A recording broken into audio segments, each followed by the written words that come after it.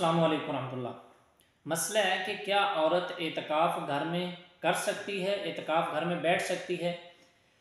देखें, एतकाफ़ की तारीफ़ करते हुए हाफ़िज़ इब्न हजर रहमहुल्लाह ने ये लिखा है कि एतकाफ़ का जो लुग़वी माना है, लुग़वी माना क्या है कि किसी चीज़ को अपने ऊपर लाजिम कर लेना, अपने नफ्स को मुक़य्यद कर देना।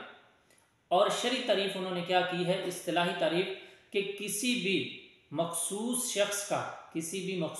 शख्स का मस्जिद में ख़ास तरीक़ा के मुताबिक ठहरना एतकाफ़ कहलाता है। मस्जिद में ठहरना एतकाफ़ कहलाता है। तो इस तारीफ़ से वाज़ेह होता है कि एतकाफ़ के तीन रुकन हैं। एतकाफ़ के तीन रुकन हैं, मस्जिद में ठहरना और मस्जिद और एतकाफ़ करने वाला शख्स, ये तीन रुकन हैं एतकाफ़ के। इस तारीफ़ की बिना पर अगर एतकाफ़ मस्जिद में नहीं तो इस एतकाफ़ की कोई शरई हैसियत नहीं है, इसकी कोई हकीकत नहीं है। अल्लाह ताला ने एतकाफ़ का मसाजिद के साथ ख़ास जिक्र फरमाया है। कुरान मजीद में अल्लाह ताला फरमाते वला तुबाशिरूहुन्ना व अंतुम आकिफून फिल मसाजिद। अल्लाह ताला फरमाते हैं कि तुम अपनी बीवियों से मुबाशरत ना करो। कब? जब तुम मसाजिद में एतकाफ़ में बैठे हो। व अंतुम आकिफून फिल मसाजिद, जब तुम मसाजिद में एतकाफ़ बैठे हो। तो इस आयत करीमा में मसाजिद का जिक्र इस बात का तकाजा करता है कि एतकाफ़ के लिए मस्जिद का होना ज़रूरी है। इसी बिना पर औरतों का एतकाफ़ घर में करना सही नहीं है। जैसा कि सैयदा आयशा रज़ी अल्लाह तआला अन्हा का बयान है कि एतकाफ़ जो है ये जामे मस्जिद में होना चाहिए, एतकाफ़ जामे मस्जिद में होना चाहिए। और इसी तरह जनाब सैयदना अब्दुल्ला बिन अब्बास रज़ी अल्लाह तआला अन्हुमा का जो कौल है वो बड़ी सराहत के साथ है। फरमाते हैं कि अल्लाह ताला को जो सबसे ज़्यादा नाराज़ करने वाला काम है वो बिदाअत है, दीन के अंदर नेक काम है। तो ये बिदाअत है कि आप एतकाफ़ घरों में करें, एतकाफ़ घरों में करना ये भी बिदाअत है। घरों को मसाजिद बनाकर उनमें एतकाफ़ करना ये सही नहीं है। इन आसार से मालूम होता है कि औरतों का घरों में एतकाफ़ करना सही नहीं है। अलबत्ता मसाजिद के अंदर अलग बापर्दा माकूल बंदोबस्त होना चाहिए, जहाँ पर मर्दो जन का, मर्द और ख़वातीन का इख्तिलात ना हो। अगर मुनासिब बंदोबस्त नहीं है तो औरतों को चाहिए कि वो इस नफली इबादत के लिए अपनी इज़्ज़त असमत, अपनी इज़्ज़त को, अपनी वक़ार को ख़तरे में ना डालें।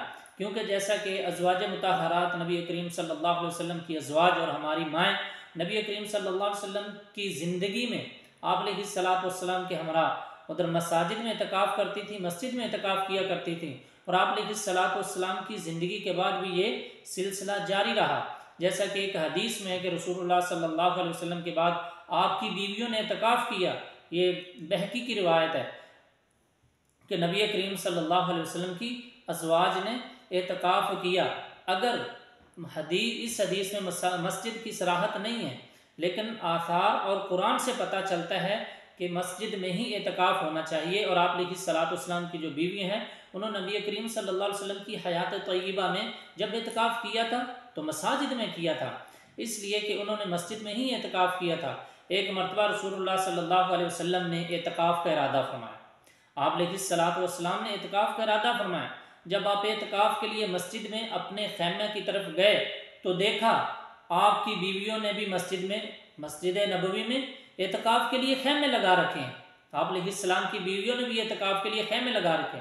आप अलैहिस्सलाम ने ये देखकर फरमाया कि तुमने ये काम हुस्न नीयत की बिना पर नहीं बल्कि जज्बा रकाबत की वजह से किया। यानी आपने ये जो काम किया है ये सिर्फ इस वजह से किया कि ये एक बैठेगी नबी करीम सल्लल्लाहु अलैहि वसल्लम मेरे खामद के साथ, तो मुझे भी बैठना चाहिए, मुझे भी बैठना चाहिए। तो आप अलैहिस्सलातु वस्सलाम ने उनके खैमों को और अपने खैमा भी जो है वो उखाड़ दिया। आप अलैहिस्सलाम ने अपनी बीवियों को भी खैमे उखाड़ने का हुक्म दिया और अपना खैमा भी उखाड़ दिया। अगर ख़वातीन के लिए मस्जिद के अलावा घरों में एतकाफ़ करना सही होता तो आप अलैहिस्सलाम अपनी अज़वाज मुतहरात को घर में एतकाफ़ करने की हुक्म देते, इजाज़त देते कि घरों में एतकाफ़ बैठो। हाफ़िज़ इब्न हजर रहमहुल्लाह लिखते हैं कि इस हदीस से मालूम हुआ कि एतकाफ़ के लिए मस्जिद का होना शर्त है, क्योंकि औरतों को घर में छुप कर इबादत करना मशरू है।